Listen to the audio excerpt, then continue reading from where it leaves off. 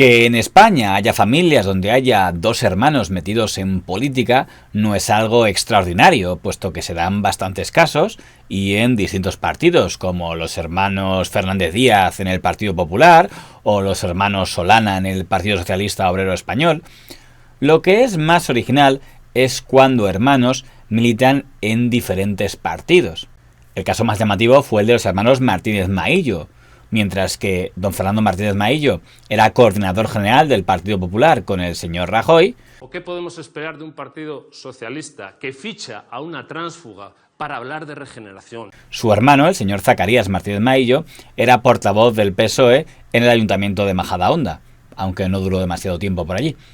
Así que mil gracias a todos, mucha suerte en lo que queda de legislatura, que ya queda poco, están en la recta final. Y no nos veremos por aquí, pero nos veremos, como he dicho a algunos de vosotros, en la vida civil. Muchas gracias a todos. Pero si hay un caso célebre de hermanos metidos en política, sería el de los tres hermanos Bustelo, los primos del que fuera presidente don Leopoldo Calvo Sotelo. Los tres provenían de una familia que podría ser considerada conservadora, por tanto vinculada al bando de los ganadores de la Guerra Civil, pero los tres, al llegar a los años 70, ya estaban claramente alineados con el cambio político, aunque en distintas magnitudes. El hermano mayor, don Francisco Bustelo, militaba en el Partido Socialista Obrero Español cuando este aún era ilegal y de hecho era uno de los líderes de la oposición socialista en el interior de España. Muchos estudiantes que estábamos entonces descontentos con la situación política, social, universitaria que existía en España por aquel entonces. Por eso, un grupo de estudiantes socialistas que, a decir verdad, no estábamos todavía muy organizados y juntamente con estudiantes comunistas repartimos el 1 de abril de aquel año de 1956 un manifiesto en la universidad que recuerdo que decía hoy 1 de abril, aniversario de la fecha fundacional de un régimen que no ha sabido integrarnos y que no ha sabido resolver los problemas de la universidad y del país. Nosotros, los hijos de los vencedores y de los vencidos, nos dirigimos a la opinión pública en general y a la universidad para manifestar una serie de puntos y de preocupaciones en lo que pedíamos fundamentalmente una sola cosa, libertad. El día siguiente apareció la Brigada Político-Social en mi casa y nos detuvo y nos pusieron 1 año y 20.000 pesetas de multa que al no pagar se convirtió en 1 año y 20 días que cumplimos en Carabanchel. Estaba en el Congreso de Suresnes del año 1974, apoyó al bando de los renovadores que querían que el PSOE fuera dirigido desde el interior y no desde Toulouse, aunque parece que nunca se llevó bien del todo con don Felipe González, que le metió en su ejecutiva con su oposición, se supone. Los motivos por los que teníamos ciertas dudas respecto de Felipe González en el año 74 es que nos parecía demasiado izquierdoso, demasiado marxista. Eso empieza a cambiar en el Congreso del año 76, que fue ya una culminación, no una culminación, pero sí una confirmación del felipismo. Se votó una resolución política que era muy de izquierdas, muy marxista, más que la del año 74 del Congreso de Suresnes que escribí yo. Si aquel congreso acabó con don Alfonso Guerra dando un tirón y quitando de las manos de Francisco Bustelo el micrófono cuando éste quería dirigirse al auditorio para decir que ni él, ni Juan Iglesias ni yo aceptábamos estar en una candidatura para la cual no se nos había pedido la conformidad, eso ya pone de manifiesto aquel viejo refrán de una determinada minoría étnica, de aquellos que no quieren ver a sus hijos con buenos principios. Cuando comienza a funcionar la democracia, su hermana menor, doña Carlota Bustelo, también se mete en el PSOE, pero el hermano mediano, don Carlos Bustelo, se apunta a las huestes del Partido Socialdemócrata, la formación política que había fundado don Francisco Fernández Ordóñez, que había formado parte de la administración franquista, pero se había pasado a el campo de la democracia desde la etiqueta socialdemócrata. Ese Partido Socialdemócrata se integrará en la Unión de Centro Democrático de don Adolfo Suárez. Por tanto, cuando llegan las primeras elecciones generales, las de 1977, don Carlos Bustelo está con la UCD, mientras que sus dos hermanos están con el PSOE. El señor Suárez apostará por él, nombrándole primero subsecretario de Comercio y luego ministro de Industria. No me cabe la menor duda de que en España es posible consolidar ese compromiso de libertad que estamos ya en él y no veo razón alguna, ni histórica ni económica, ni geográfica. No acepto ningún determinismo que excluya a España del grupo de países que viven en convivencia, en libertad y en democracia. Y mientras don Carlos Bustelo asciende, su hermano mayor, don Francisco Bustelo, empieza a tener problemas, porque se convierte un poco en el cabecilla del sector marxista dentro del PSOE, cuando a su dirección lo de marxista comienza a gustarle cada vez menos. Al constituirse la Federación Socialista Madrileña, es propuesto por los marxistas como candidato a secretario general del PSOE en Madrid, pero es derrotado por don Alonso Puerta. Y cuando llega al Congreso del año 79... No se puede tomar a Marx como un todo absoluto, compañeros.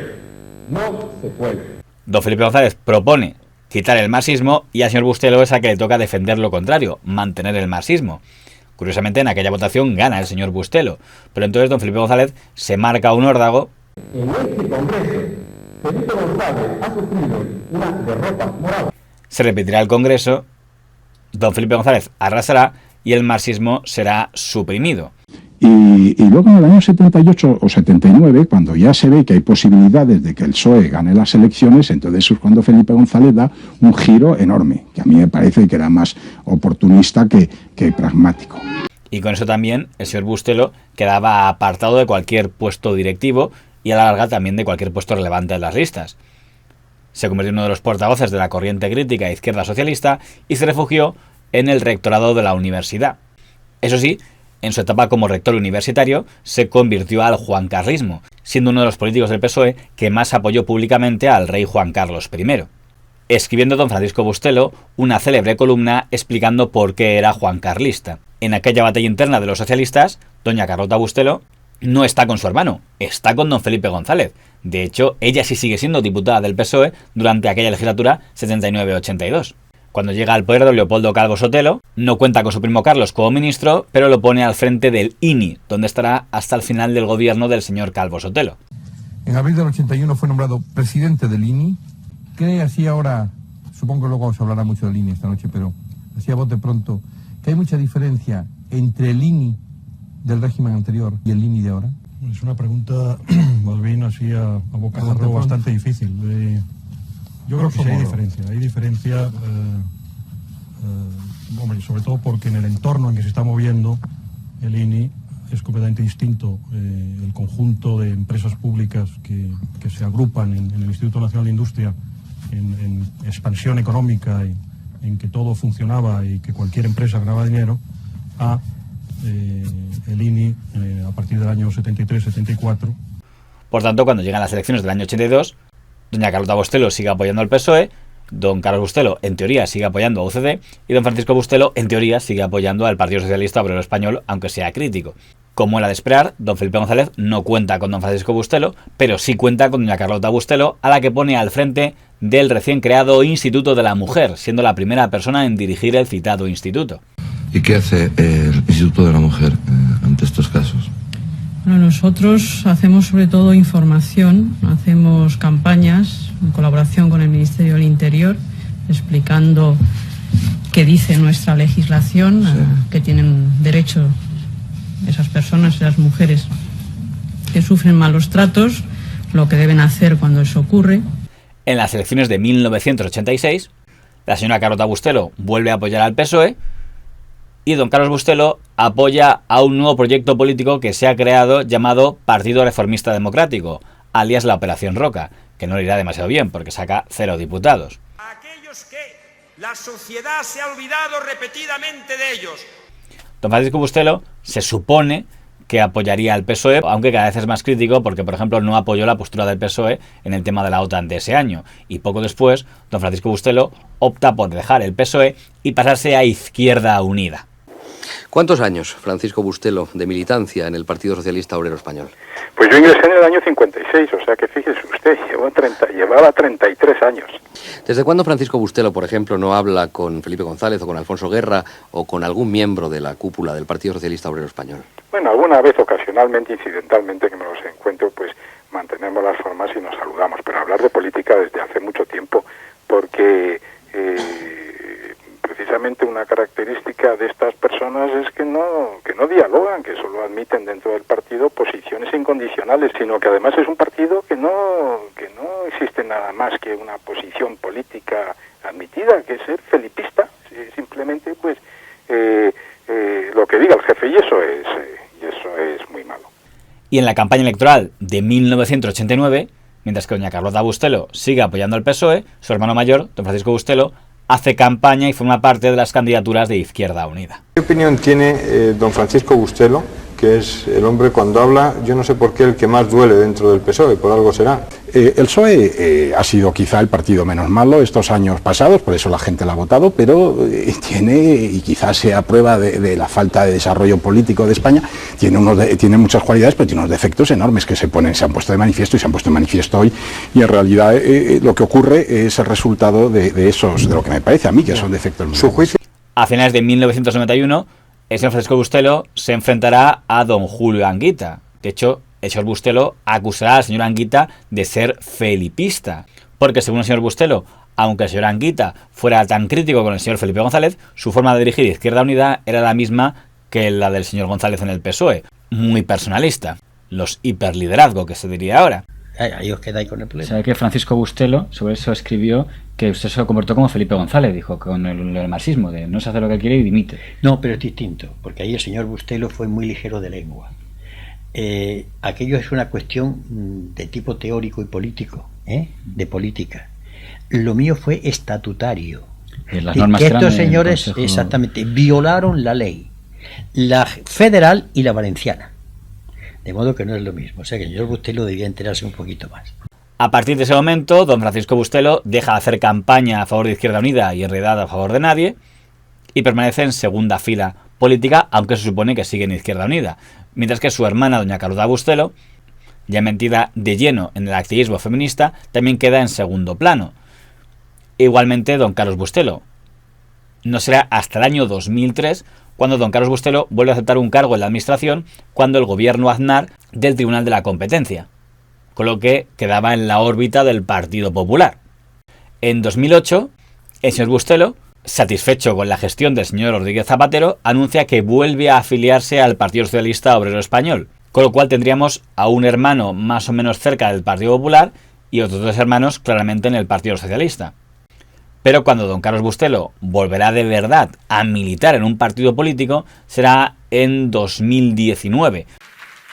Y de esa transición, que fue una operación hábil y admirada en el mundo entero, salió completamente debilitada la derecha, y la izquierda, que no había hecho más que poner obstáculos y poner la zancadilla y hacernos la vida imposible, salieron convencidos, sacando pecho y diciendo, como hacen ahora, ahuecan la voz y dicen: somos muchos los que hemos luchado mucho tiempo por traer la democracia. Un tío que no ha luchado en su puta vida.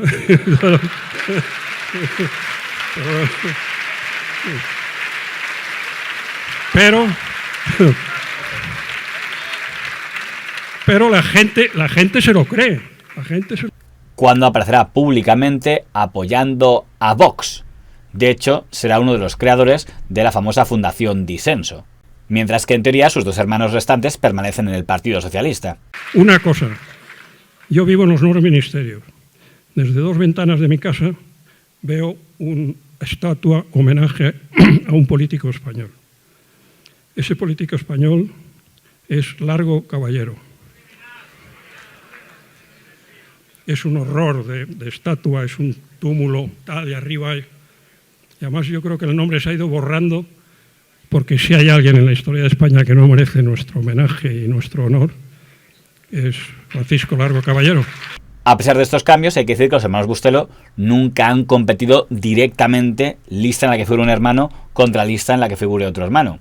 Ese mérito corresponde únicamente a las hermanas Serra, en Madrid, donde en las elecciones autonómicas del año 2019 en la Comunidad de Madrid, la lista de Podemos estaba encabezado por doña Isabel Serra y la lista de Más Madrid, del señor Errejón, tenía como segunda a doña Clara Serra, con lo cual esa vez sí que hubo un genuino hermana contra hermana. En ese momento, esa batalla la ganó claramente doña Clara Serra, que sacó más del doble que su hermana. Sin embargo, a la larga, resultó que al poco tiempo de aquella victoria, doña Clara Serra quedó fuera de la política por pelearse con el señor Errejón, mientras que doña Isa Serra a día de hoy sigue en política y como eurodiputada, que es uno de los cargos políticos mejor remunerados, por lo que no parece que le salga mal la jugada.